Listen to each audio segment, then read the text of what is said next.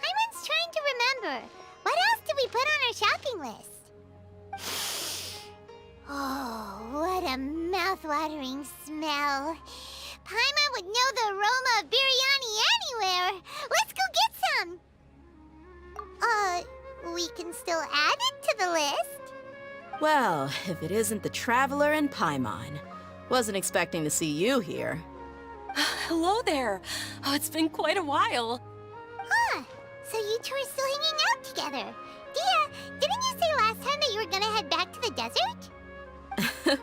I said I was going to resign from being her bodyguard, not that our friendship was over. We're still the best of friends. The Homayanis also still post jobs from time to time. Their pay is always generous, so me and the other mercs never pass them up. I told Dehya to just stay at our place when she took one of those jobs a few days ago. My parents were delighted. They even said that it always felt like we were missing someone whenever Dehya wasn't around. That sounds like something they would say, all right. They're always so welcoming. Anyway, the job is already taken care of, so I was gonna head back to the brigade as soon as I finished a little shopping. But the master kept insisting, and I ended up staying for another day. You can stay for as many days as you want, Dehya. Father hasn't even gotten around to treating you to his best dishes yet.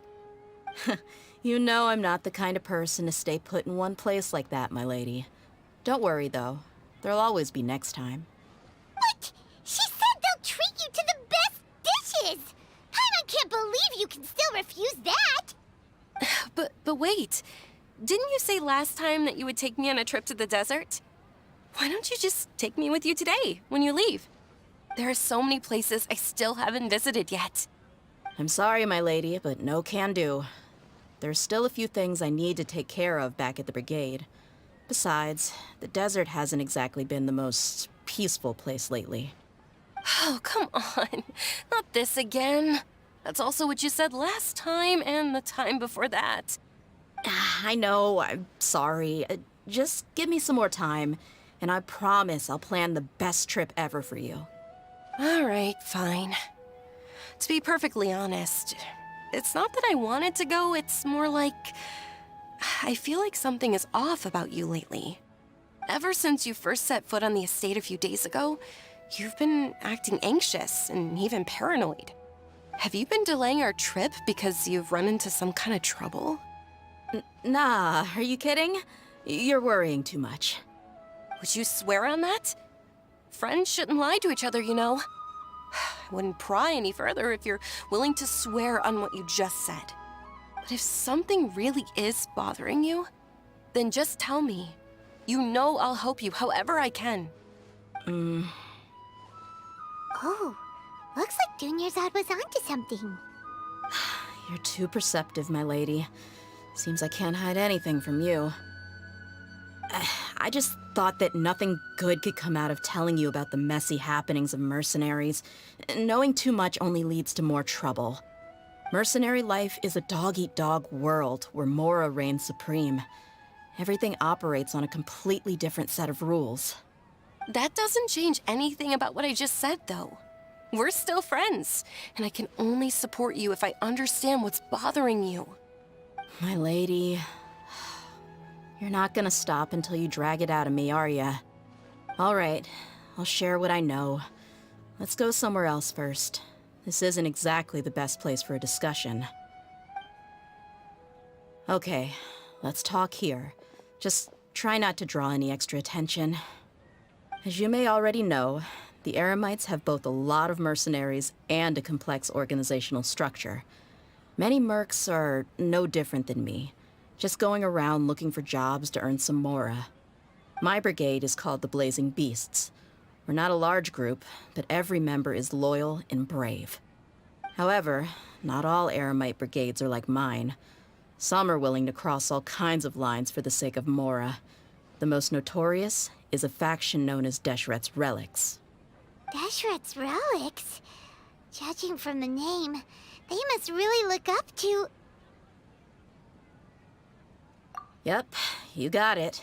I've heard that you've already crossed paths with Ain al-Akmar. They're one of the groups under the Relic's banner. Oh, you mean the group that tried to sell us the Divine Knowledge Capsule? Yeah, they weren't friendly at all.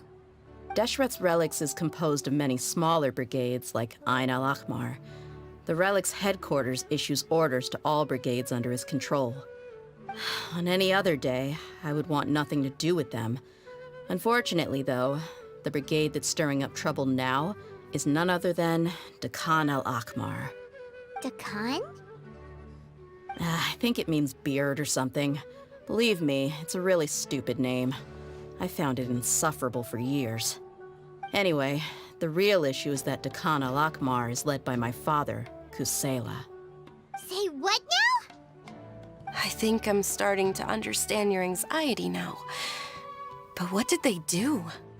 I won't go into details, my lady, but they've been involved in a lot of violent incidents. We're talking hundreds. Hundreds? Yep. The scenes tend to be quite gruesome, too. They strip the victims of all their valuables before murdering them. Not only have they targeted merchant caravans and ordinary citizens, but other mercenary brigades as well. That's beyond terrible. They won't even spare their own kind. I don't know how Deshret's Relic sees it. All I do know is that Dakan al-Akmar has become more and more aggressive over the last few years.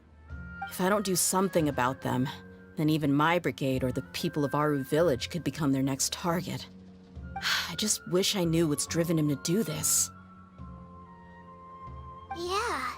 How can your father do such terrible things? I don't know. People change. He's always been pretty pathetic. But at least in the past, there were still a few lines that he wouldn't cross. That's setting the bar pretty low. I mean, if he was even remotely decent, then why would I have to leave the brigade and cut all ties with him? He was loud and foolish, with no real sense of purpose. Instead of doing anything useful, he spent most of his time drinking and chasing after women. Of course, the other brigade members were just like him. Their ruckus would go on night after night. Sounds like a nightmare. What about your mother? Did she ever step in to stop them? Unfortunately, I never knew my mother. I'm sorry, Dehya. I didn't know. It's all right, my lady. That's pretty common in mercenary circles. Didn't I mention that my father was chasing after women? I was the result of one of those encounters with some random person. He told me that he wasn't sure who my mother was. And in any case, she never came to see me. He'd say, "You'll be fine as long as you remember to stick with Dad." But even then, he left most of the parenting to the brigade. The one thing I do remember is that he used to tell me stories. But the problem was that he had terrible taste. He only knew a few stories, and even those tended to be pretty stale. They were tales of desert warriors defeating dragons in the forest, or stories of mercenaries rescuing princesses from rebel armies. Sounds like your typical fairy tales. More or less, yeah. They were interesting maybe the first or second time around, but after about 20 repeats, they started to get a little dull. He seemed to think those stories were the best things ever, though. He was so into them that he'd call the whole brigade over and make them perform the whole thing as a play. Even the toys he gave me would all be story props. I'd get helmets, shields, and toy swords. It was only much later when I realized that the shows were more for him than they ever were for me. What an interesting guy. Yeah, I've always found him pretty childish, but that was something I could just shrug off. I had no reason to despise him. Until I grew up and learned the true face of Deshret's Relics for myself. Looting, blackmail, violence, and fraud. They not only accepted such heinous acts, they would even openly boast about them. No one in the brigade was any kind of hero. Instead, my father and his cronies were more like the bad guys that needed to be taken down. Did they really think that as long as they didn't do any of that stuff right in front of me, I would never know? I think I can understand your feelings. The difference between perception and reality must have hit hard. Yeah, but don't worry, my lady. It's all water under the bridge to me now. I had a huge argument with my father and left that place behind for good. I'm not investigating them due to any bitter feelings I still have towards my father. I just want to protect those that are close to me. Yeah, I told the boys to gather as much information as they could. Most of the reports concern violent incidents, but there's also some talk of smuggling. I see. But isn't this investigation incredibly dangerous? It is, but every mercenary lives life on the edge. It's a lifestyle that I enjoy. That may be true, but it'll be impossible for those who care about you not to worry. Well, now you get why I didn't want to share any of this with you. What should we do?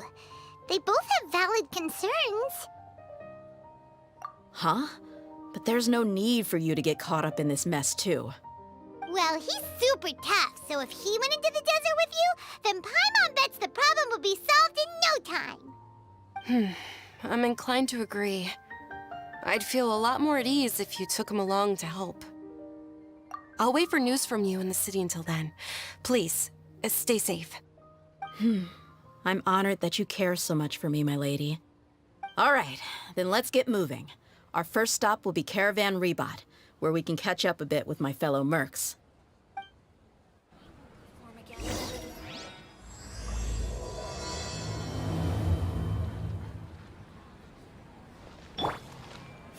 I sure hope they'll be okay. Please be careful. I'll stay in the city and wait for news from you. Just don't do anything reckless, all right?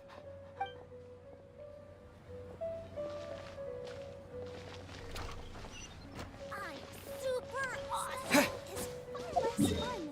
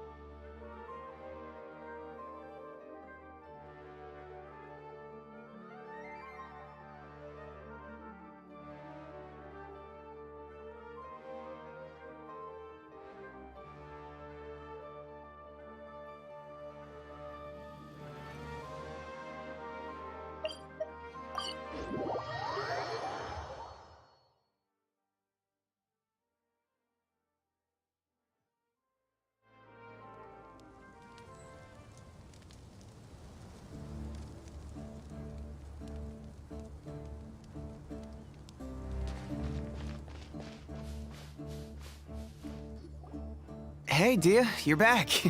Are these two friends of yours? Likewise. There's no need to be so formal with us. We're a pretty casual crew. Anyway, since we've got a newcomer, let me fill you in on what the Khan al-Ahmar's been up to lately. They've become extremely aggressive. Apparently, even their own now have become acceptable targets. They even attack other relics brigades, just the same as any other mercenary brigade. Even the most ferocious beasts still protect their own. But it sounds like they've thrown that straight to the wind. That's right. Once they've collected enough loot off the other mercenaries, they sell it off to a different brigade, or turn to merchants on the black market. A portion of their profits is immediately exchanged for more food and weaponry to be used in their next violent operation. That's terrible! Yeah, and it really makes you wonder why they're so desperate for Mora. A few days ago, Isham and I trailed them for a while, and even disguised ourselves as merchants to conduct trade with them. We were able to learn a few things from the exchange.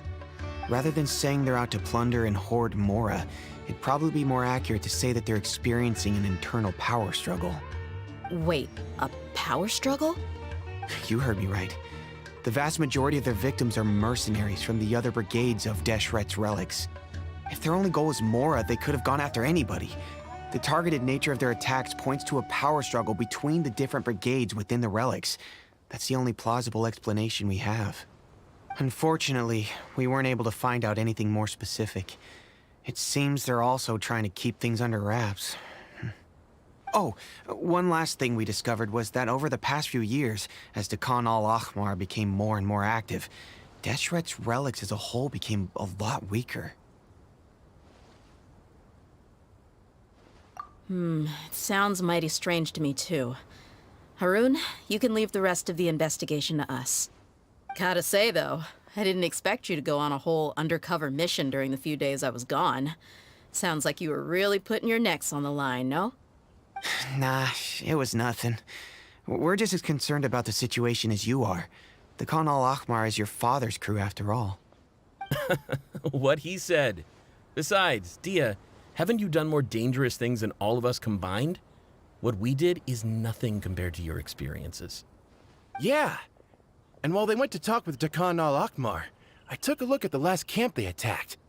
Any survivors of the attack were already long gone. There was nothing of value left in the camp. Ah, Hisham and Khalaf. You're here too. We rushed over as soon as we saw you come into Caravan Rebat. Although this new friend of yours looks a little green behind the ears, I'm sensing a special vibe from him. Now that we know you'll have a capable partner with you, we can also rest easy. Hey, what about Paimon? Feel anything special? Oh, you're also planning to tag along with them? Of course! Paimon is the traveler's most important guide. Wherever he goes, Paimon will follow. Oh, in that case, then you'd better take care of her too, Dehya. Don't underestimate Paimon! Don't worry about her. She may look tiny and helpless, but she's been through just as many battles as the Traveler here. Even if she had only survived on sheer luck, then that alone would still make her quite formidable. I had no idea. I guess I shouldn't judge by appearances. Oh, one other thing, Dehya. When you're free, why don't you update the deputy about your upcoming schedule? We held another recruitment event a few days ago, but everyone only came to see the Flame Main. You weren't around at the time, so people were pretty disappointed to only find our crew of rough, unkempt guys. The deputy put a lot of effort into the event, but it was basically for nothing. Only a few people chose to stay, and that really got to him. Sorry to hear that.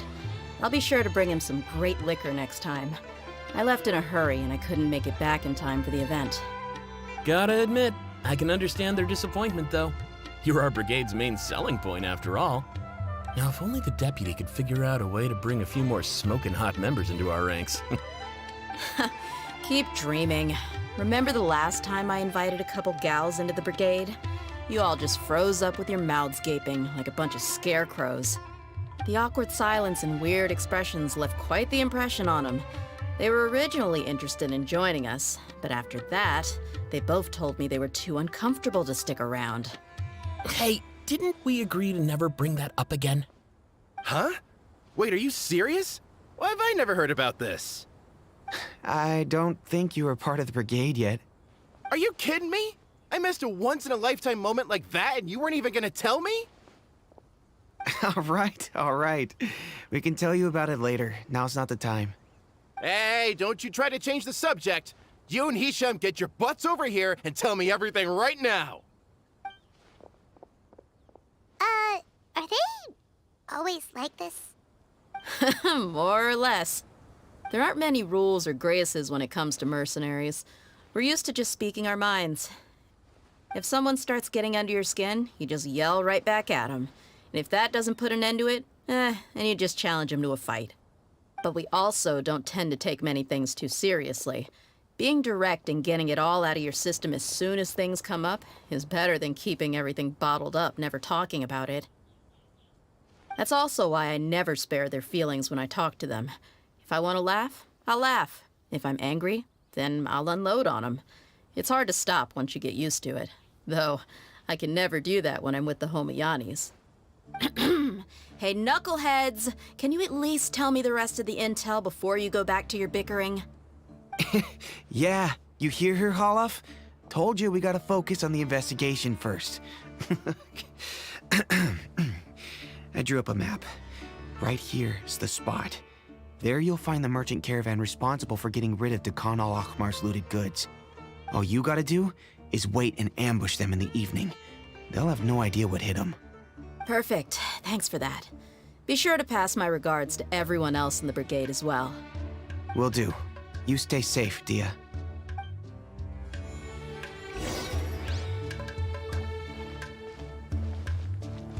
Now, like I said, the two ladies Dehya brought with her were also like super mercs. I'm talking same level as Flamemane here. Oh, you should have seen it. The aura of the two of them when they were standing together, it was incredible. I was just at a loss for words, that's all. Ah, so pathetic. Hey! Shut up! Admit it, you would have just frozen up like everyone else if you were there. How could I have missed a moment like that?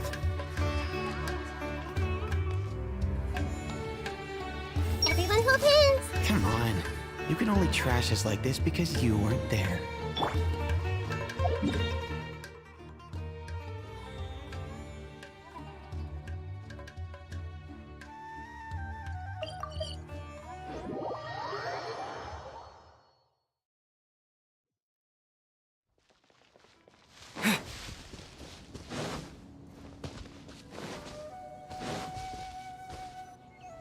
This should be the place. Let's find a spot to hide and bide our time. It's gonna come down to a fight one way or another, so let's all be careful. No need to worry. He knows his way around a fight. I'm not worried about that. What I meant is that we probably shouldn't go too hard on the enemy. After all, we still need to get information out of them.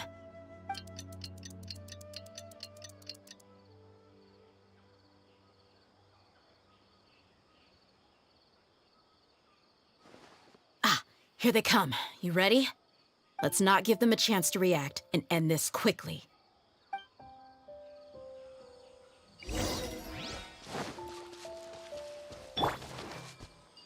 I see everything.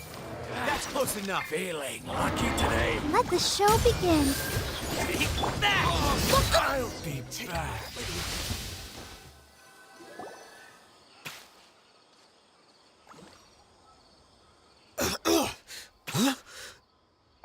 You're the Flamebane. Good. That saves me an introduction. All right, time for a little talk. Are you buddies with Dakan al-Akhmar now? Tell me, what are they after? You know the code of being a mercenary just like everyone else. The first rule is to never divulge key information about our employer. What makes you think I'd talk? Ha! That might have worked on an amateur, but I know you're just looking to protect your reputation. Think about it, though. What's your reputation worth if you won't have the other tools you need to succeed in this line of work? Tools like, I don't know, your limbs or eyes. You've got 5 seconds. You might want to think twice about how much your employer's information is worth to you. Whoa! I'm not joking around. We can do this the easy way or the painful way. 2 seconds! I'll save you the trouble.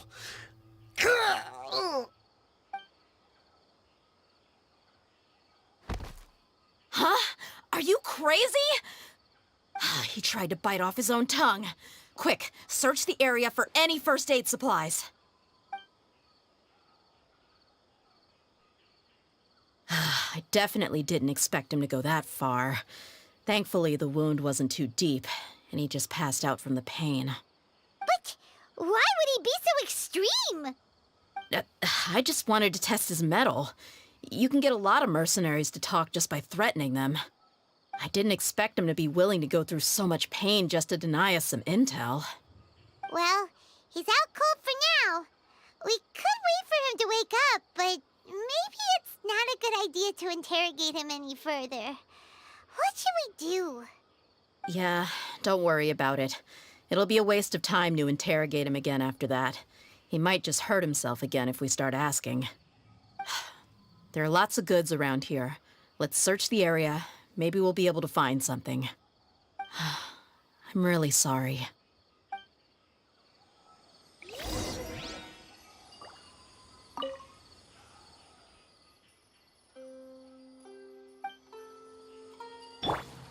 Hey!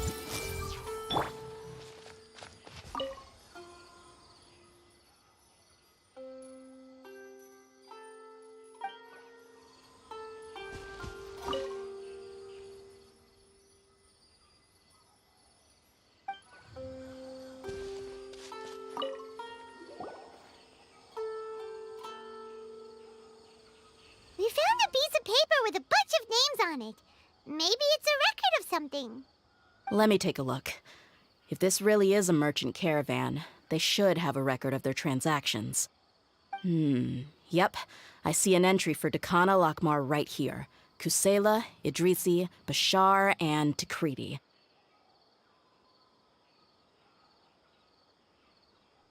All familiar names. Dakana Lakmar has been trading for a hefty supply of food, weapons, and medicine. It seems that in the past, they used to receive some canned knowledge as well. This caravan is just one link in their logistics chain. Once in the rainforest, the caravan will exchange the looted goods for Mora, and the funds will then be passed to a specific person. That person will then pack the caravan full of necessary goods, which will then be brought right back to Dakana Lakmar. Wait, why is there no Mora value recorded for the final transaction? No value? Yeah, every transaction before the last one was marked with an exact amount of Mora, but the final one, where they paid for everything to be brought back to the desert, was simply marked as delivered. Perhaps, but they couldn't have known how much they would make off selling the loot. Do they not care about profit margins at all? Anyway, the next part's the records of the goods themselves. There are a lot of entries. Everything was probably sourced from the rainforest. Huh? What's wrong? Shahzaman Homayani? Homayani? You mean Dunyarzad's family? Could it just be another family with the same last name? I'd be surprised to find someone with the exact same first and last name. Shahzaman Homayani is Dunyarzad's father, and the head of the Homayani family. Just what the heck is going on here? I'm sorry, you're right. I'll consider what we found and not jump to conclusions just yet. But what this piece of paper confirms is that the Homayani family has been providing goods to Dakana Lakmar. What if the Homayanis have been kept in the dark and don't know they've been trading with Dakana Akhmar? That's a possibility, but if that was the case, why is this caravan specifically named Shahzaman as their person of contact? They could have just as easily bought goods such as food and medicine directly from Caravan Rebat or Port Ormos. Yeah, funding violence and looting. The brigade gets the goods, and he is paid the proceeds from the sale of the loot. But why would he do something like this?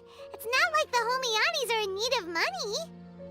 I honestly have no idea. I've been to their estate many times, and I've never noticed anything suspicious. The only potentially large expenditure I could think of would be the treatment costs for Dunyarzad's Elazar. Maybe they borrowed a lot of Mora in the past? But that's still just a speculation. I don't think the Master would stoop so low to make Mora. You're probably right. I know my lady's personality, and she wouldn't deliberately keep something like this from us. But what should we do now? All we found is just another mystery. If you ask me, we already have no choice but to confront her about this. I'm not worried. It's too early to make a verdict yet. I still have faith in the Homiyanis. Let's go find my lady again. We'll tell her everything and see if she's willing to lend us her support. If we're lucky, we can not only figure out the mystery of this paper, but also follow the trail of breadcrumbs to the people responsible at Dakan al-Akmar. Dehya, are you sure this is the best decision? What if instead of getting the help we need, we just end up revealing everything we've discovered to the enemy? I've considered that possibility, but even still, I want to tell her what we found. I think I owe her that much. True friendship is built on trust. She showed genuine concern for me when we first brought up the topic. I can't repay her kindness with doubt and suspicion. That's not how I deal with people. You're right. Paimon wants to trust Dunyarzad too. Yeah. Let's pay another visit to Sumeru City.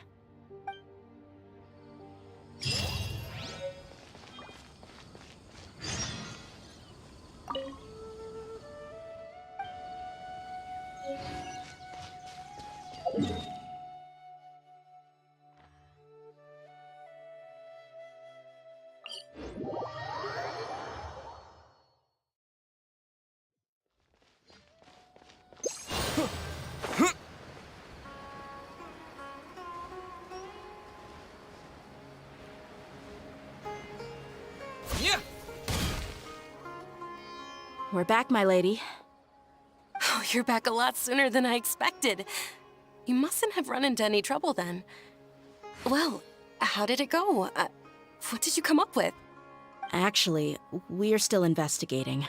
It's just that we've discovered something strange. I see.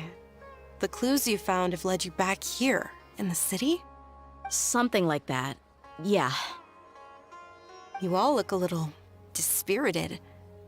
Whatever you found must not have been very encouraging after all. Why don't you discuss it with me? Maybe I'll be able to say something to cheer you up? It's okay, my lady. It's not so much about me being upset with my father or anything like that. How should I put this? So something is wrong. Even the Traveler and Paimon have been uncharacteristically quiet. On any other day, Paimon would have already waved to me with a smile and shouted, "Dunyarzad, we're back!" So tell me, what happened? Well? My lady, please prepare yourself for what we're going to tell you next. It concerns the Master. The Master?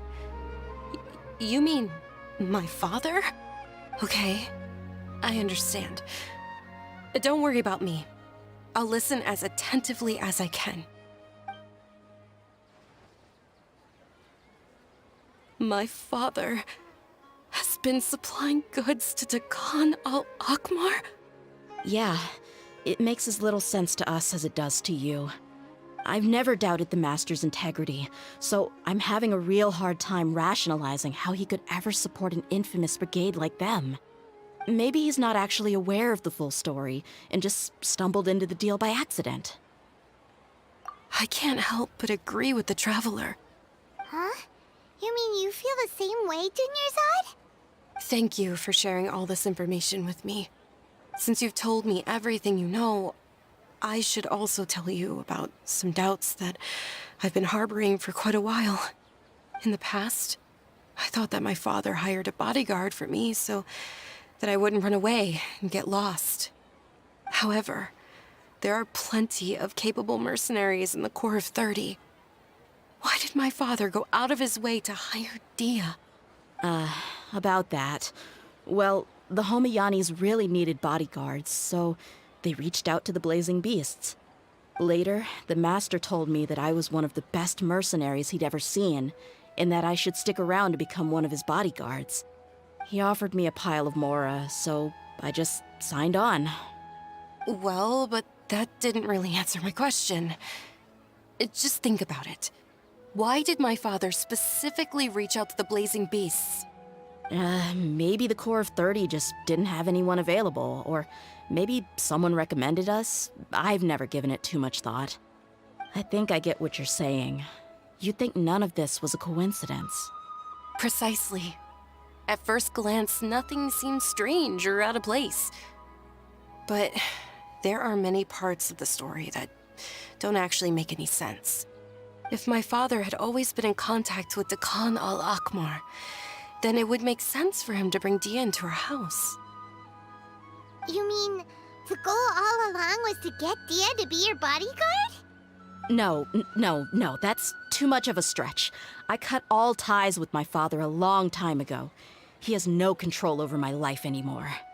But that still doesn't rule out the possibility that your father has still been trying to influence your life without you knowing. So, the Master was not likely an innocent victim in all of this? Sorry we put all this on you so suddenly, Dunyarzad. It's okay, Paimon. I should actually be thanking you. Regardless of his reasons, if my father has truly been funding a violent group of mercenaries, then it's my duty to bring him back to reason. But is that really the right thing to do? My father has committed many atrocities and deserves all the punishment that he has coming to him. I have zero sympathy for him.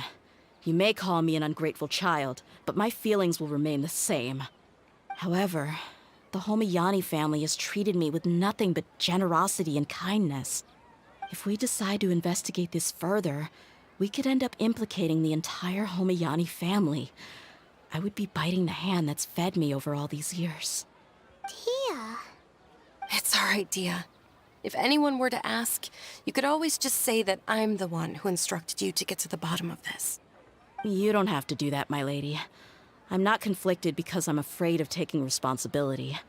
Besides, you're the one we should all be worried about right now. Hey, it's still too early to give up hope. What was the thing about friendship again?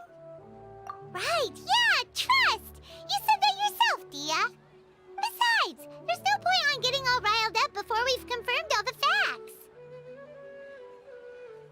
Thank you, everyone. That makes a lot of sense. I guess I should always remember the trust that I've placed in people. In which case, my lady, could you ask the Master to come out and have a chat with us? Sure thing.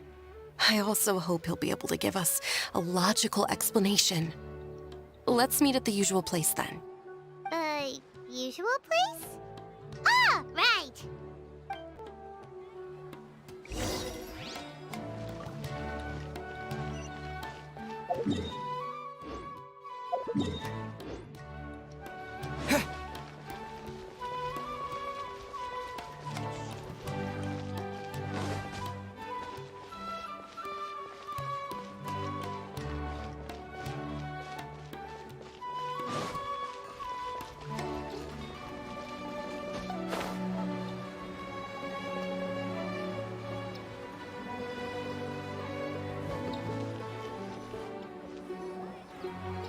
Thank you for coming, sir. Please allow me to introduce these two. This is the Traveler, and next to him is his travel companion, Paimon. Ah, yes, my daughter has mentioned them from time to time. It's a privilege to finally meet them in person. But we may skip all the pleasantries for now. What is the important matter you wish to discuss with me today? Well, we wanted to bring this transaction record to your attention. There's something on this record that we're all pretty curious about. So, that's what you found? Huh. Seems like I can't keep everything from you much longer. If you wouldn't mind, we'd like an explanation. Well, it's a long and difficult story.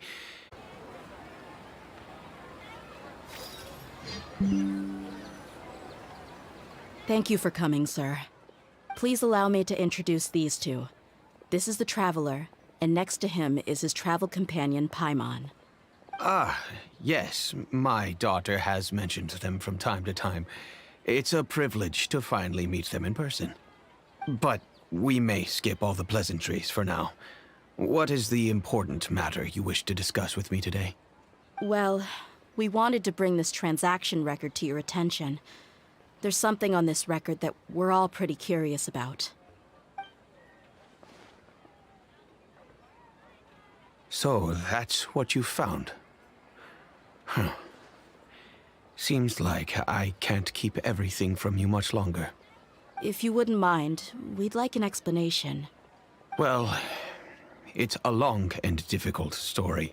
And to be perfectly honest, I'm not sure if I'm too...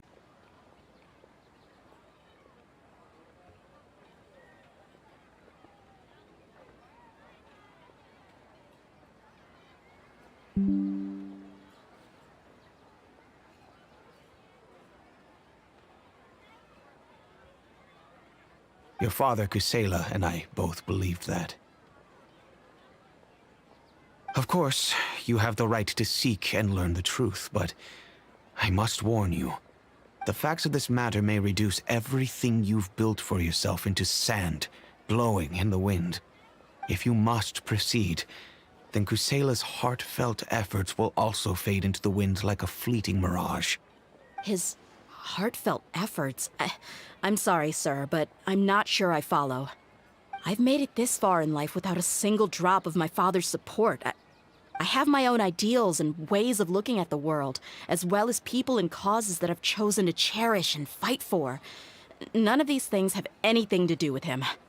I came here today to support you as the head of the Homayani family. No warning will change my stance on that. I understand. Then let me tell you a little story. Our family once needed to take a trip to the desert when Dunyarzad was just a baby. Along the way, we were attacked by bandits. They had superior numbers and quickly overpowered our bodyguards. When all seemed lost, a group of passerby Eremites lent us their support. Those Eremites were Kusela's brigade, Dekan al-Ahmar. Kusela's men told me that the attackers were Eremite mercenaries, just like themselves. I was shocked. Why would Dekan al-Ahmar go so far to save us and not spare the fellow Eremites? Kusela was grinning and walked over to play with baby Dunyarzad. She was startled by his unfamiliar face and nearly started crying. Really? I never knew. He said that he had no particular reason to help us. He just took pity on us because he had a daughter about the same age. We started talking about our children, and I sensed that he was a devoted father. To repay his kindness, I hired his brigade to help out at our estate for a time, and offered everyone generous remuneration.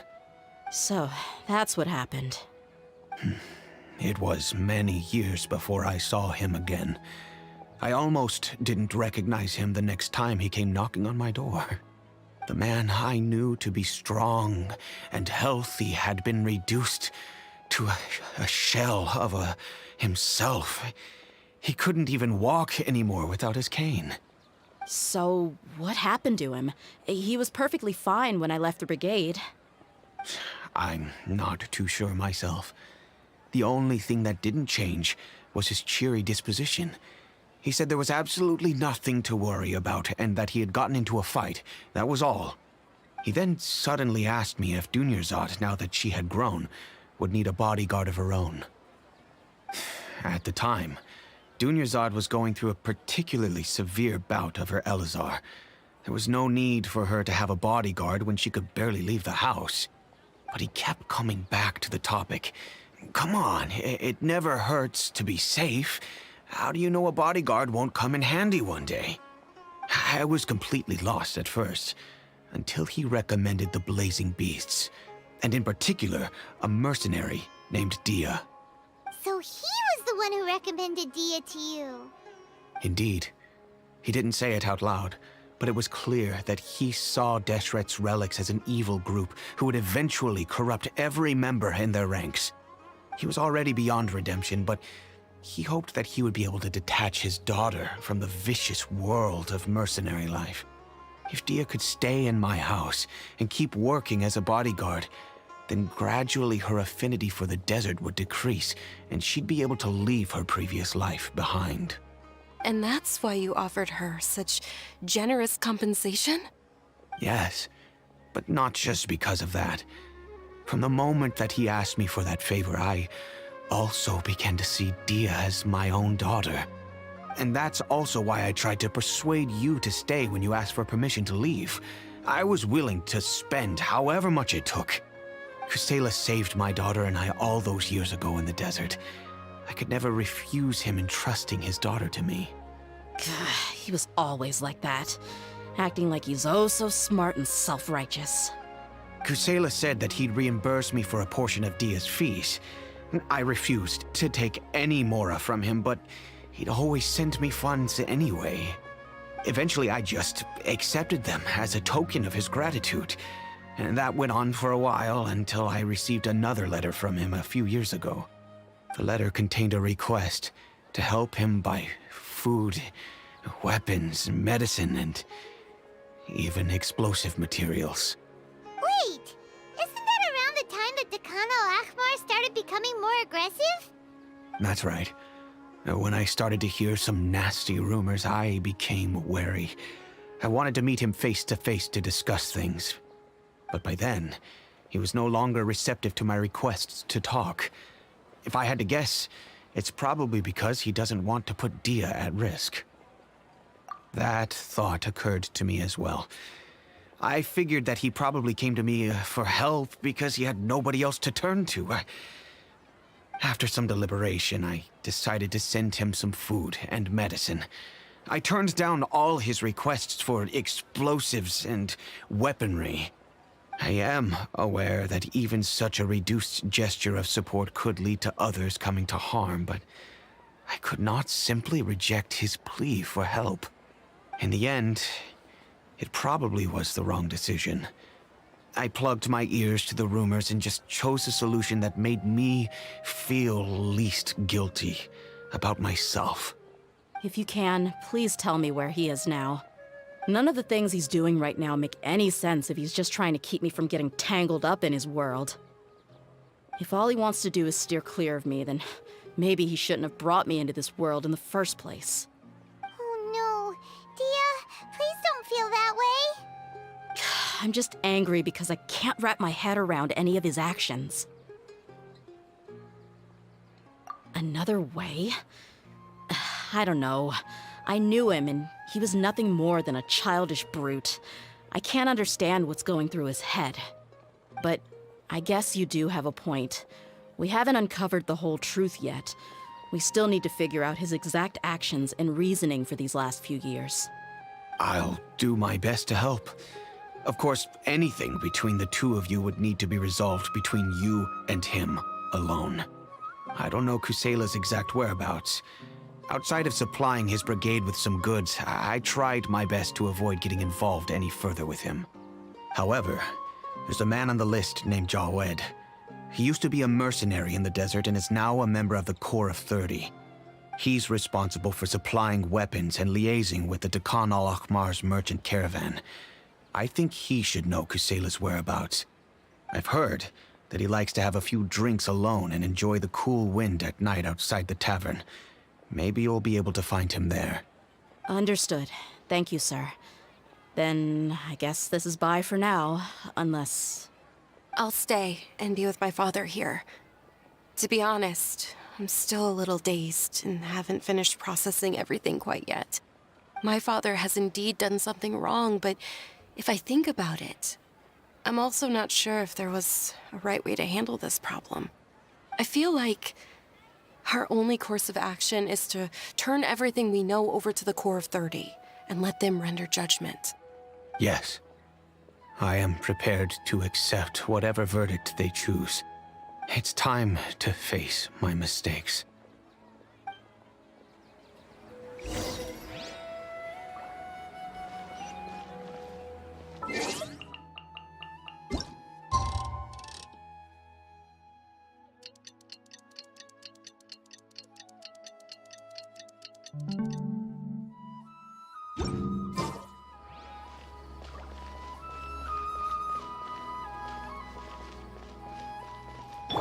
Everyone? That's the good stuff. Nothing tastes better. Huh? Who are you guys? I know what you've been up to. Smuggling weapons to violent brigades in the desert while working for the Corps? Pretty bold, if you ask me. Shh! Keep your voice down. How do you know all that? Come with me. We should take this elsewhere. I'll be happy to talk things over once we're somewhere private.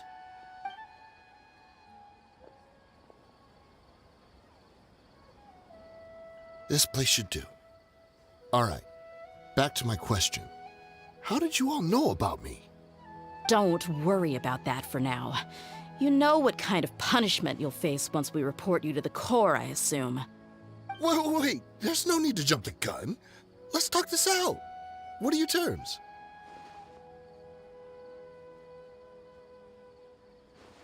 So what's in it for you anyway, Mora? Well, I was a little tight on money at the time, and Kusela took good care of me in the past. I weighed it in my mind, and I couldn't find a reason to turn the opportunity down. I wouldn't only be helping my benefactor, but I could also make some quick Mora.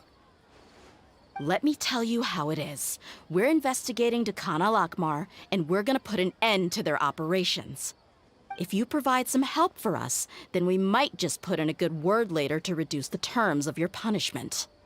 Hey, why don't we discuss this a little first? Listen, I made quite a bit of Mora from my last run. You just give me a number, and I'm sure we can... Shut it. My patience is running out. You should know when a mercenary is after something other than money. All right, sheesh. But you gotta promise you'll put in some nice words for me later. They're always on the move. Here's the spot they were at the last time I made my delivery to the desert. Feel free to go have a look. I'm just telling you, though, it's not on me if they're not there anymore. Sure. And then you can forget about any nice words from us. Hey, come on. Now you're just being unreasonable. Really? And how do I know you're not leading us straight into a trap? Don't forget, you're the one with no bargaining chips. All right, I get it.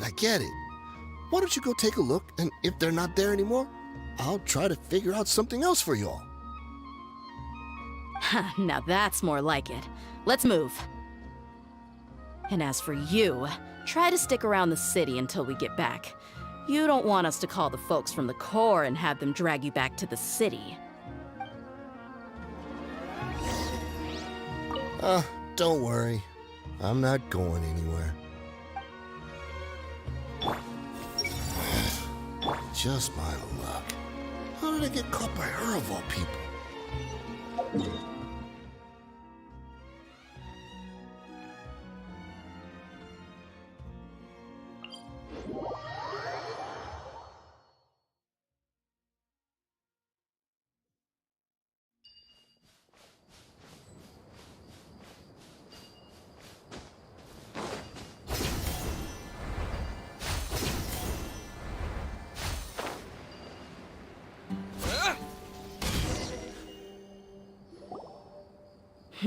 Seems like we're in luck.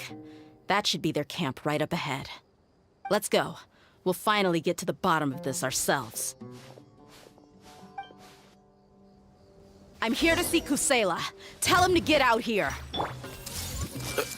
Dehya, why are you here?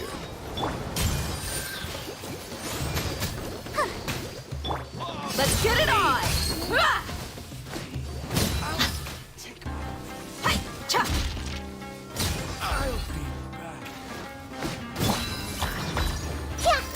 to memory. Haven't you all done enough? Oh, so are you also here to stop us? Stay out of this. It's got nothing to do with you.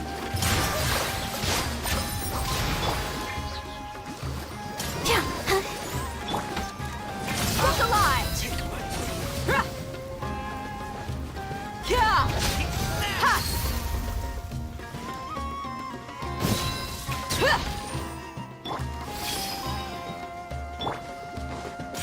Hey?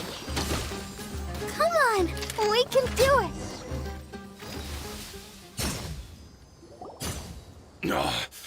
She's so strong. Enough fighting. We all know each other, and I don't want to take things too far. Just bring Kusela to me. There's no use hiding him anymore. Did you understand a single word I just said? Or do I need to bash your skull in some more? All right, everyone, let's all just calm down for a second. Dehya, the boss can't come out and see you anymore. He died a long time ago. What? Seems like you've been out of the loop for a while. Guess that's for the best, though. At least, that's what the old man wanted. When did he die? What happened to him?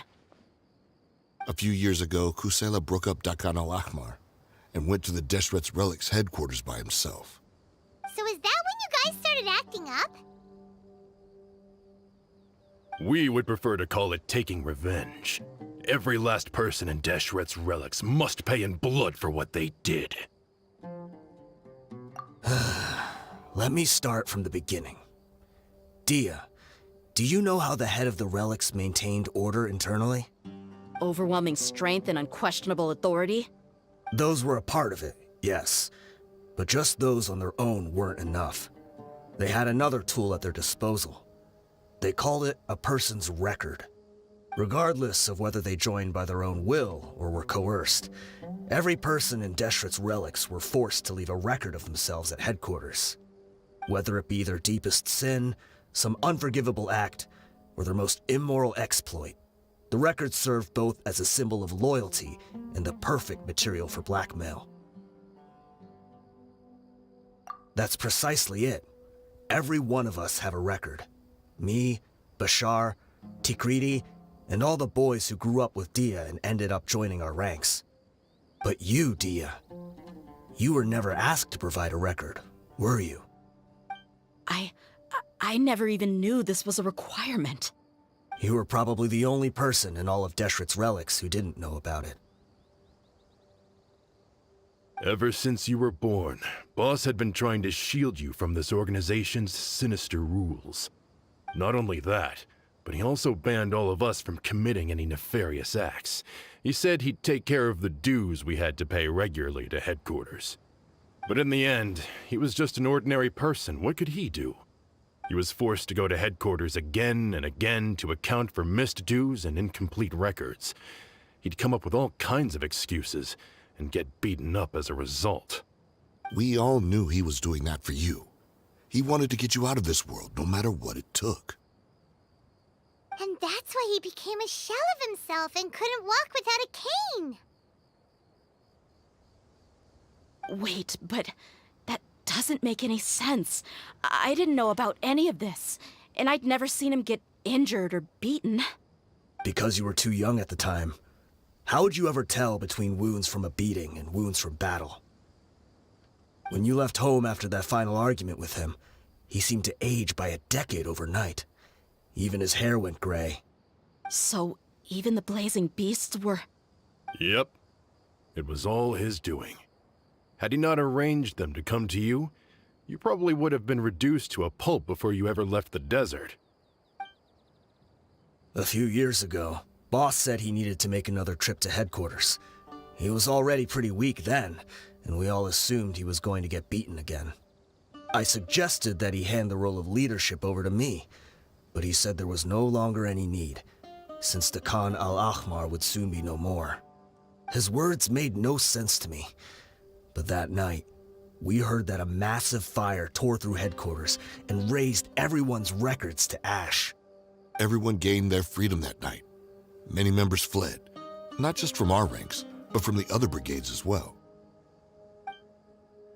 But how could we leave with a clear conscience? All of us who knew exactly what had happened. The boss can't have just died for nothing. Those heartless jerks at headquarters took him from us. From that point on, the sole purpose of Dakan al-Ahmar became revenge. The big fire that boss started was quite a blow to headquarters' strength. It's given us the opportunity to launch our attack. Even though we're outnumbered, we vowed to see our revenge through to the very end. There were people from headquarters who changed their names and went into hiding.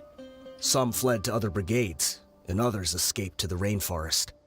But we won't let any of them escape our wrath. They'll all pay for what they've done. We've suffered plenty of losses as well. To keep going, we need an enormous amount of supplies, from food and medicine to weaponry and explosives. All we can do is exchange our loot from Mora, and then use that to get supplies. We forged Boss's handwriting and sent out many letters to his former friends. Thankfully, many people were willing to come to our aid. We were also able to attract many mercenaries who shared our goal. We've endured unspeakable pain to win many impossible battles. Deshret's relics have become weaker and weaker, and now we finally have an opportunity to directly strike their headquarters. Paimon doesn't know what to say anymore.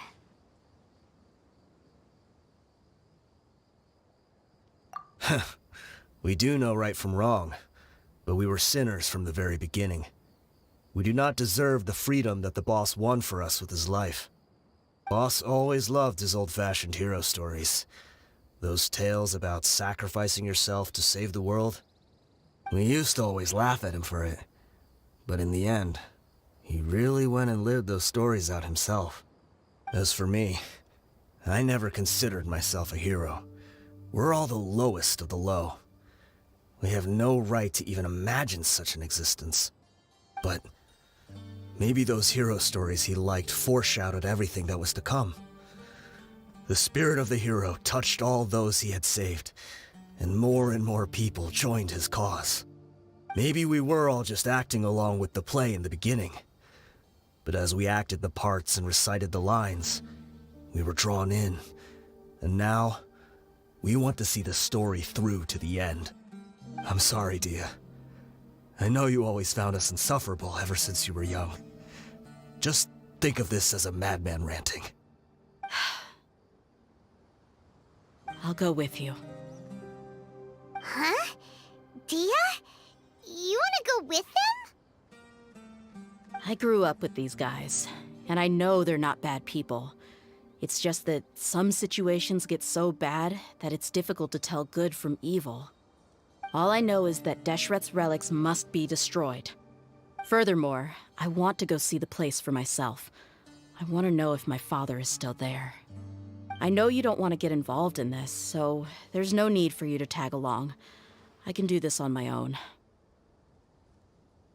Yeah, Paimon feels like we'd only regret it if we don't see this through to the end. Thank you. We'll be a lot stronger together with you. I bet Boss would lose his mind if he ever knew you'd join us at the very last moment like this. Considering all the losses and injuries we sustained, we can't afford to turn down someone as powerful as you. He can think whatever he wants. But the fact is, I owe him this much.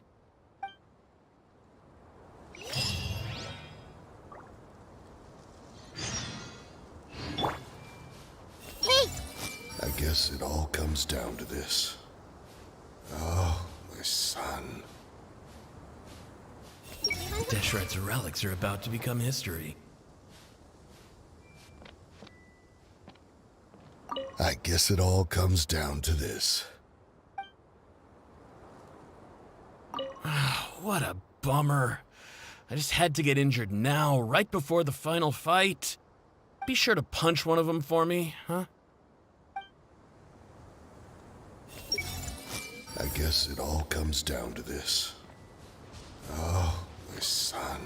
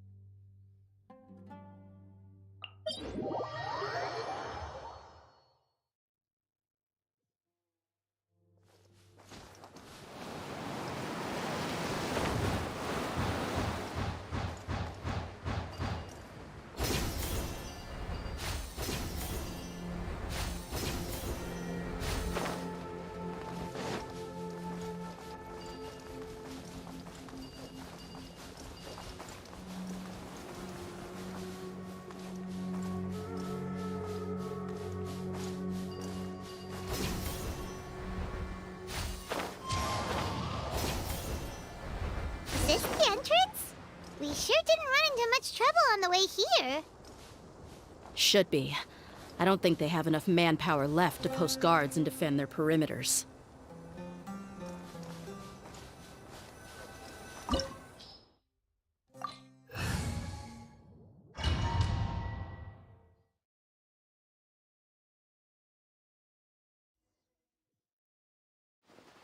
Wow. Paimon didn't expect it to look like this on the inside. They should all be holed up in here. Don't know how many people they've got left, though. Who cares? We'll round up all of them. Still, we should be careful. Even if they've only got one shot left, it could still take us out. Yeah, we'll know what they're really capable of once we've landed some hits on them. Deshret's relics may have been a force to be reckoned with before, but their name means nothing now. Yeah, they don't stand a chance with you here. I'll take the lead. I've been here once before.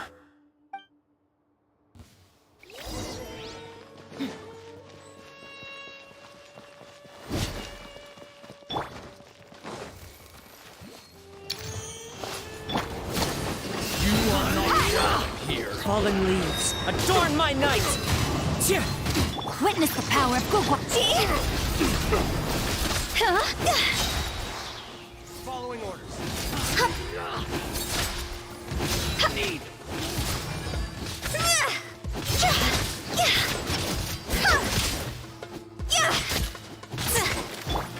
No, my sword!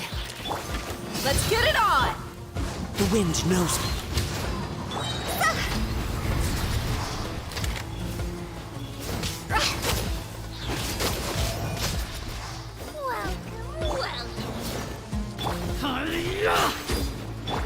You're dead meat!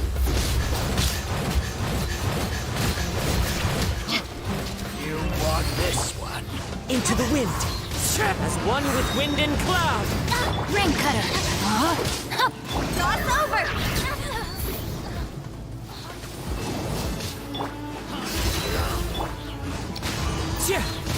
No, my sword! This way, follow me. We're almost there. Wait!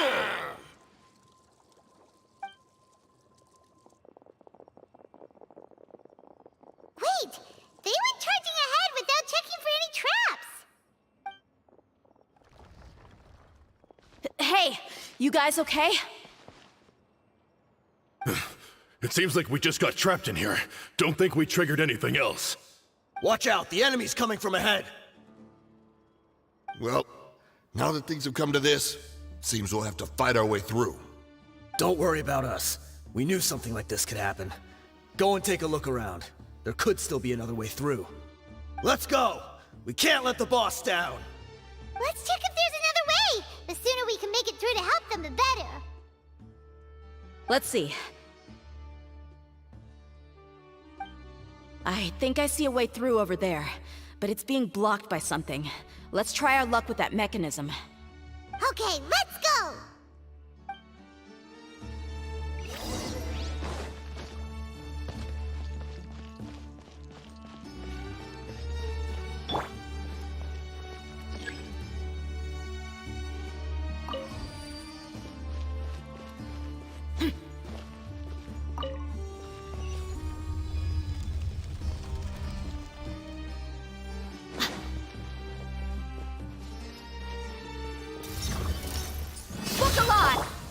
One with nature.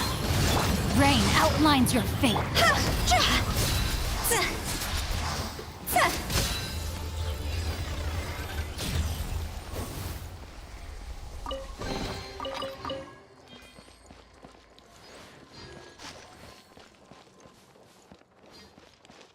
Another mechanism like the one before, but this one's being blocked off in the middle. We just need to adjust it a little.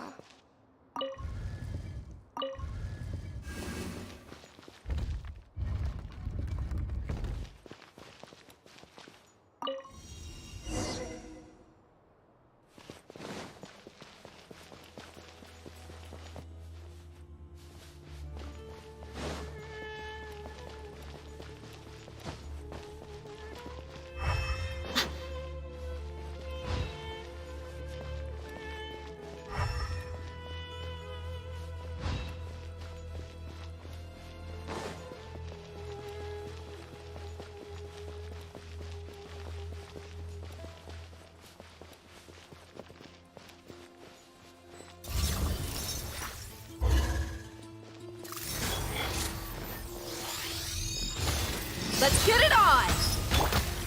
Into the wind. Fallen leaves. Adorn my... Witness the power of good.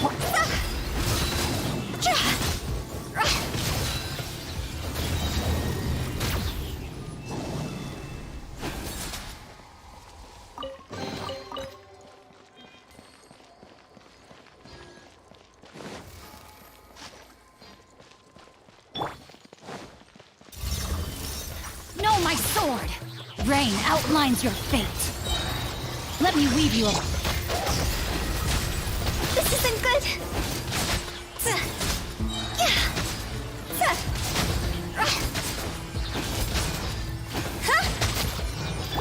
Gloves off!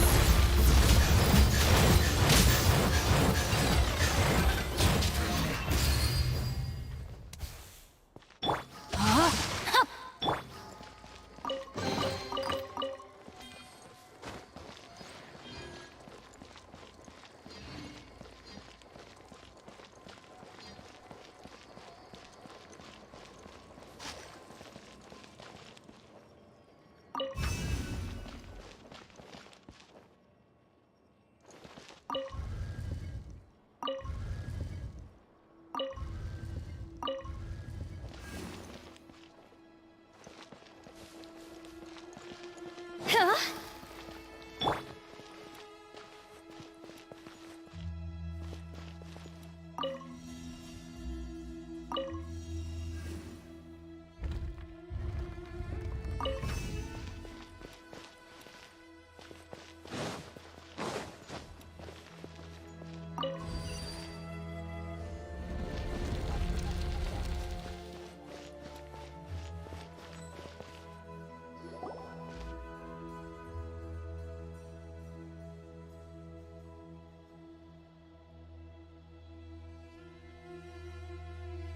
I wasn't expecting anyone to make it through from the other side. But as a desert dweller, I suppose we should be used to our folks defying all expectations. Don't waste your breath. You have nowhere to run. Run? Had I wanted to run, I would have fled 1,000 times already. I witnessed the golden age of Deshret's relics.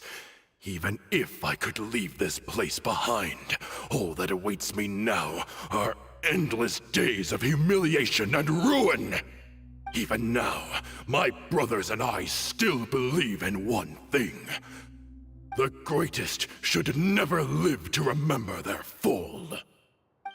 So you want to go out in a blaze of glory? Let us draw our weapons!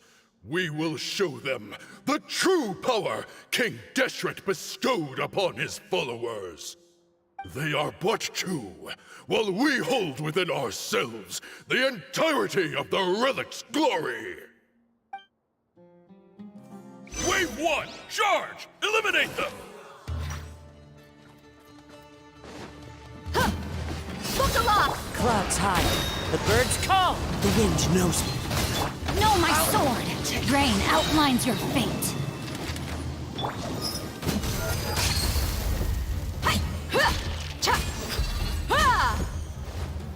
I'll be back.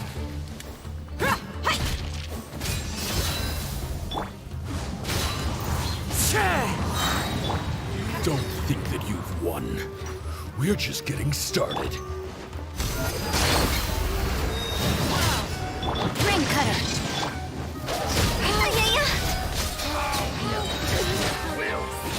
King Deshret will not abandon any one of his followers. Hey, time to go. Know my sword. Take that! You're dead meat!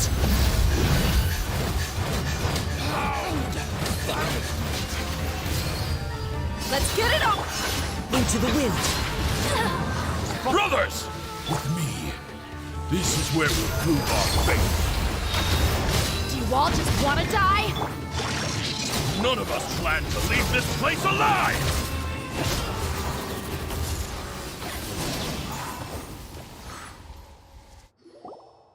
The commander has finally fallen. But they're still coming at us.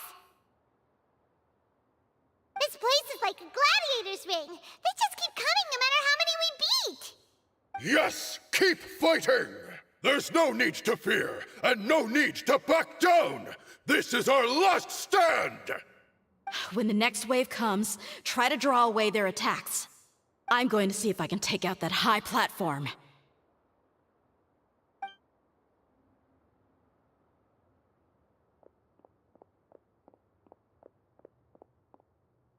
Get out of my way! Come and face me, Michel! Ugh, so they've broken through the front as well. Apologies, Lord Michal. They fight like absolute madmen! No matter how much we throw at them, they just keep coming for more!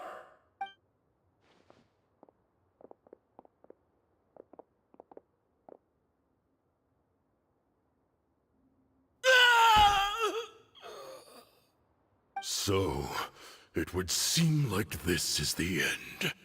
Time to pay for everything you've done, Michel. You think I would give you that opportunity? I will be buried in the sand alongside all the rest of our fading glory.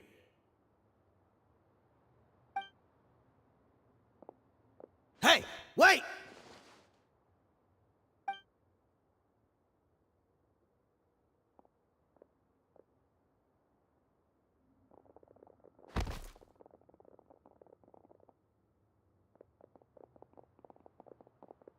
We were too late. It's over. There's no more need to fight. But if you're still going to cling on to your so-called mercenary's pride, then I'll give you all a good beating as well.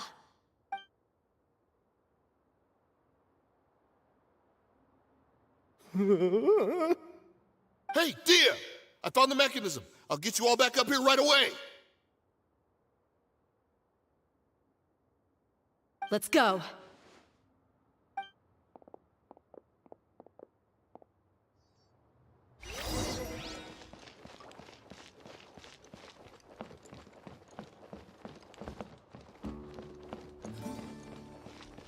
Phew!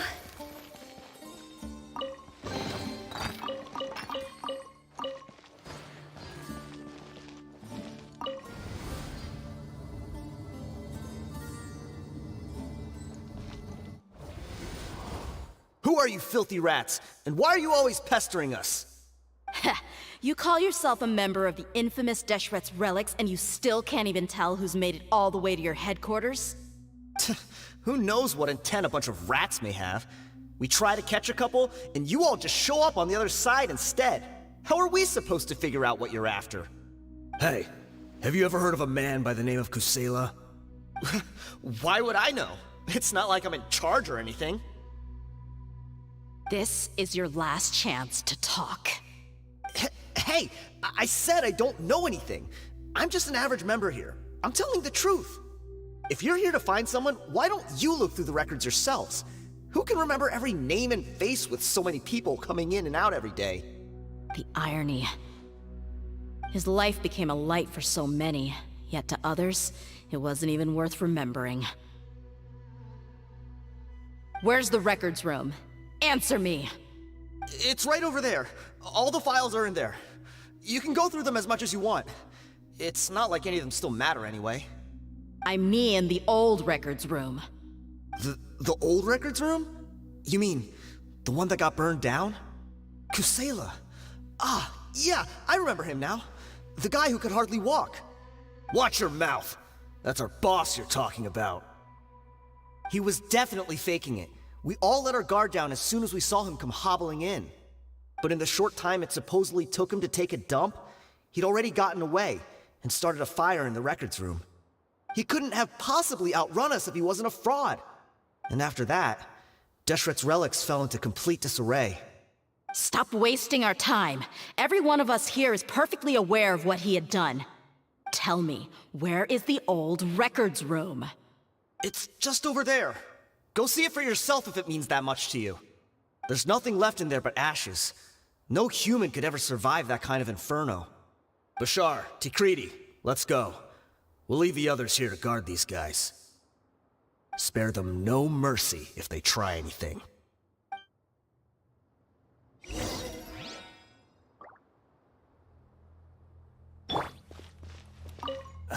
I've already told you everything I know. Can't you just leave me alone?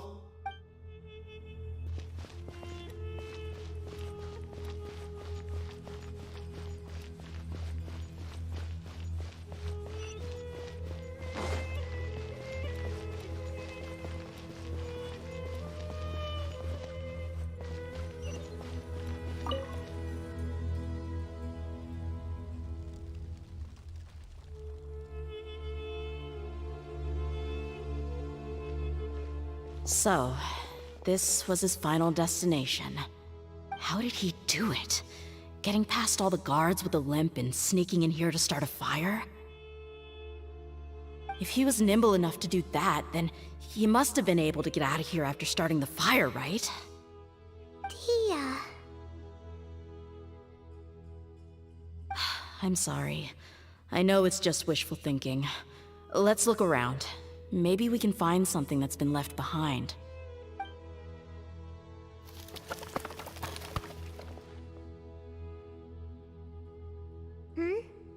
Is this a cane?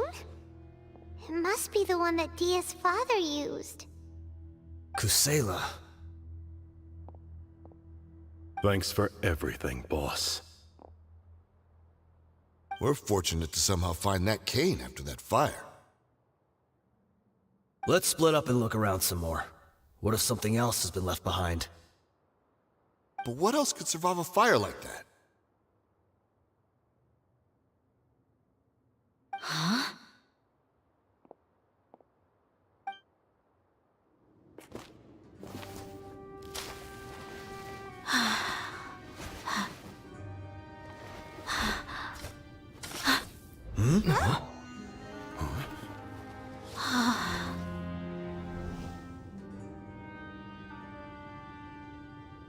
Thought so.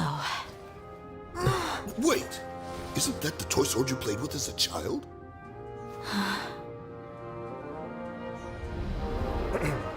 The dragon is no more, for Princess Dehya has slain it. Its head now hangs above the city gates. Her bravery has brought eternal peace and prosperity to us all. Dehya, come on. This is the most important line. You can do it. But Dehya, you defeated the dragon. Everyone's waiting for your speech. Still too shy, huh? All right, I'll do it. I hereby proclaim our victory. Evil shall plague us no more.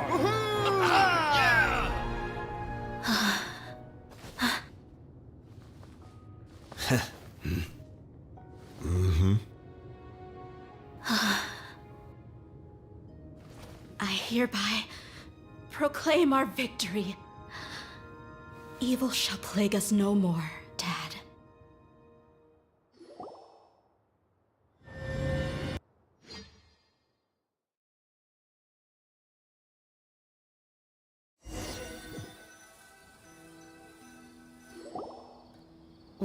What's this?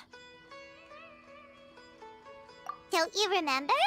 You asked Paimon what she would do if she were to wake up tomorrow with loads of money. And Paimon said that she would get boatloads of tasty snacks.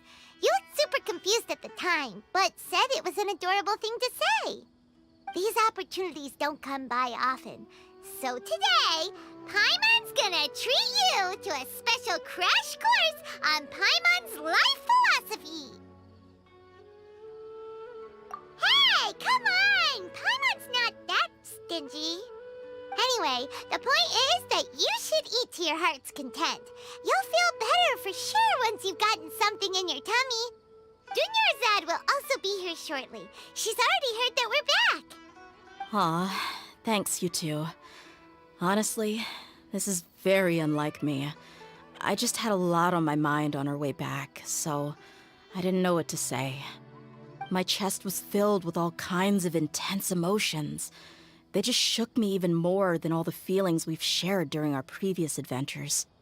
But when everything came to an end, those emotions also vanished without a trace, and I was left feeling more empty than ever before. It was as if I'd lost the thing that was most important to me. Yeah, you're right. To many mercenaries, Mora is the most important thing in the world. But perhaps to us, it's the most worthless thing of all. Idrisi and the others all used to say that they would quit if there was no Mora to be had. But when it came to avenging my father, there was no Mora to be made anywhere. My reality shattered when I found out that the father who always told me hero stories was in fact a bad guy. But look at me now. Am I any different? Despite all my promises about never forgiving him and never trying to understand him, I still went to such lengths to find out the truth, and nearly even shed tears for his sake. We're hypocrites, all of us. Yeah, you're right. It's just a pity that we often only recognize our true feelings after it's already too late. You're back! Are all of you all right? Ah, there she is. Yeah. Many people from the Corps of 30 came over, and I just wrapped up everything with my dad. All I can do now is wait for their verdict. Huh? Dehya, you're looking quite down again. Paimon will explain. A lot happened while we were gone.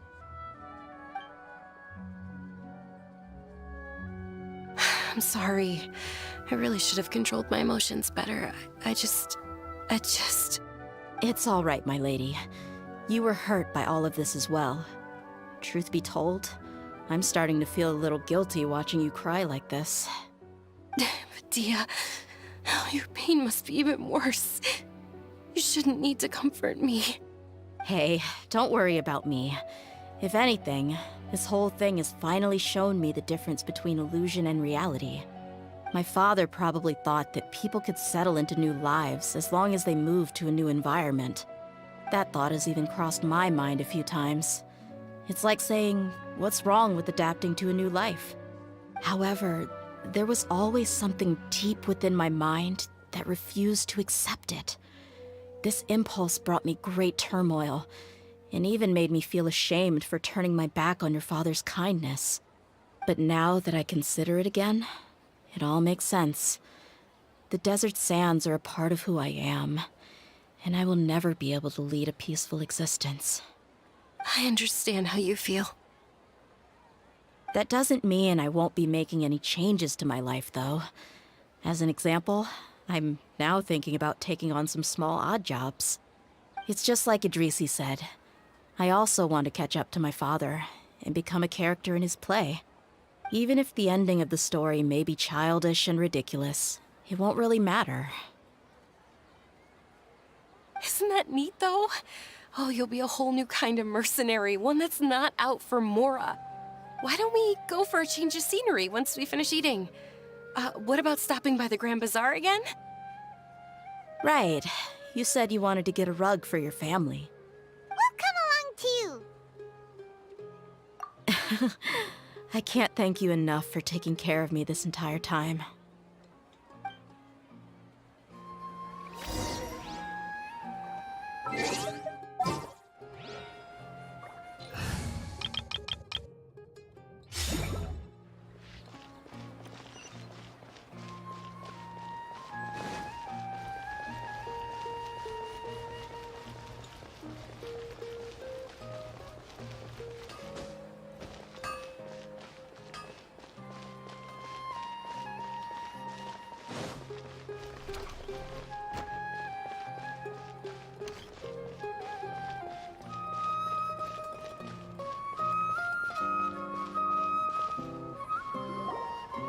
Oh, this rug here is quite something. The craftsmanship is exquisite, and the fabric is also of high quality. Ah, here you are. Finally, I found you. Hey! Aren't you that mercenary who bit his tongue? You can still talk? Wait, are you here to take revenge on us? What are you talking about? Do I look like I could take you all in a fight? I just came here to give you something. I'll be on my way to give myself up to the Corps after this. Once I woke up, I hurried to the Khan al-Ahmar's camp, hoping to alert them to your presence. But when I got there, I found no one except the members who were still too injured to move. Ah, so you probably got there after us. Yeah, they told me that they had exacted their revenge, and everyone had turned themselves in to the authorities. Even that last camp was not going to last for much longer. I had joined the cause to repay an old favor from Kusela. Now that everyone's already turned themselves in, I might as well do the same. One of the injured members gave this box to me, and told me that it contained some of the old man's last possessions. Everything left in the camp will get confiscated, so I figured I should get this to you before the Corps could get their hands on it. Thank you. No worries. We are all just living our own truths. There's no need to comment or judge anyone for it. So this box contains everything that Dia's father left behind. Huh. It feels lighter than expected. Well, back in the day, the first thing he did with any Mora was spend it on things like drinks and meat. But let's see what's inside. What's this? It's just a bunch of junk. Ugh, it kinda stinks. Perhaps it's just been left unopened for too long. A handwritten copy of a storybook. The paper's already yellowed, and it looks like it's about to fall apart. It was against the Academia's rules to possess books for personal use. If he was going to break that rule, he could have at least copied something useful. That probably means this was really important to him. Ah, and here are a few bags of children's snacks. The packaging's completely deteriorated. Maybe that's where the smell was coming from.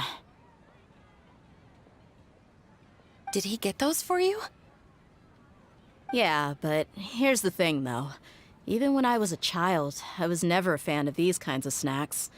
He'd always say that he got them for me, but in the end, he always ate more than I ever did. Who even leaves snacks in a box like this anyway? Isn't that just common sense? Forget it. Let me see what else is in here. A razor, some buttons, some round iron tiles, a wooden toy puppet, a wool scarf, which from the looks of it probably belonged to a woman, and a hair clip? Why are these things here? I'm suddenly feeling a little scared. I'm sorry, my lady, but this is just the kind of man he was. He probably saw this box as some kind of personal trash heap and dumped any and everything in there. 2 empty liquor bottles. Tell me, you guys, are these the kinds of things that a normal person would leave behind? Huh? There's something in the bottle! Oh, you're right. All right, I got it out. It seems to be a piece of paper with some writing on it. The bottom part's all damaged from moisture, though. Let's hope the writing didn't smudge. I was suddenly seized with an urge to write a letter after finishing this bottle. I just folded it up and left it in the bottle, though. If I end up forgetting about it, it won't really matter. To Dehya. It's a letter for me? It's all right. I'll just read it out. If he went to the trouble of writing a letter, there must have been some important things that he wanted to say. Or at least record down. My condition's becoming worse and worse. Can't even walk without a cane anymore, much less go out and have fun. Guess I don't have many days left. If you're reading this letter, then I suppose I'm already long gone. You were adorable as a baby. Everyone loved you. And regardless of whether you were crying or laughing, everyone enjoyed having you in the group. But once you grew a bit older, you were no longer nearly as happy or cute. It's probably Idrisi's fault. He was never up to any good. Can you believe this guy? He can point the finger at himself. Anyway, back to the point. To summarize, I'm writing this so you would know not to feel sad for me, even if you end up finding out the truth. The reason being that I was never your father to begin with. Wait, what?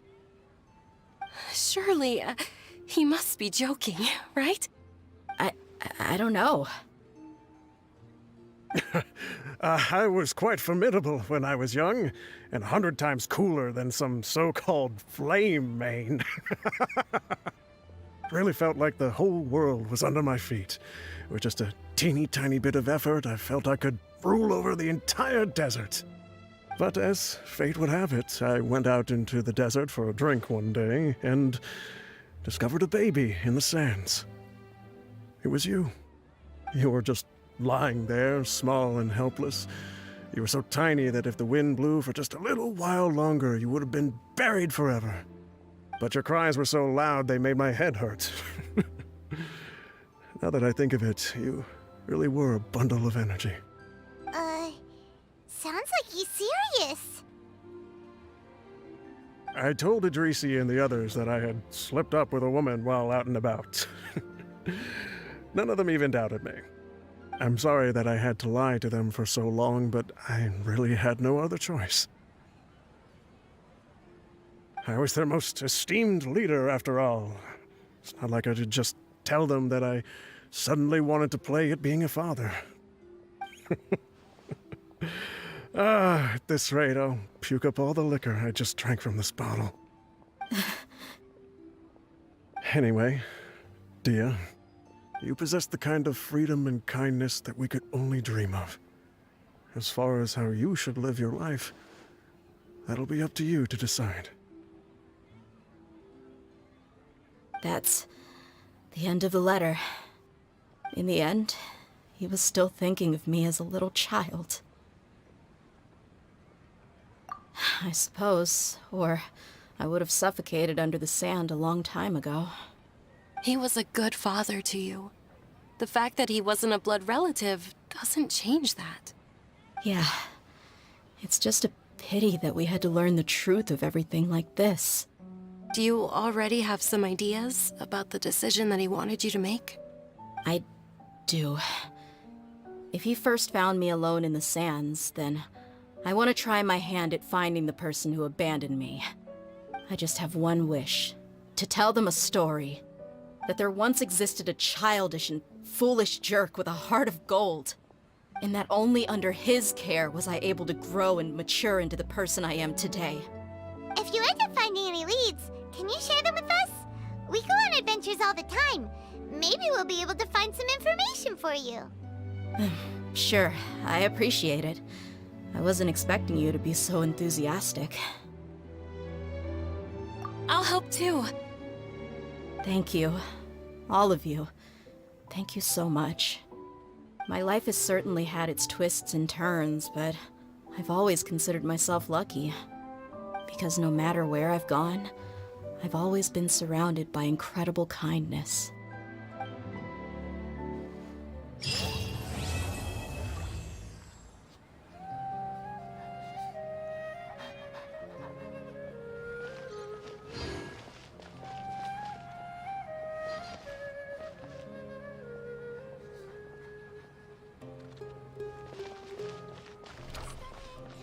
Less fun than we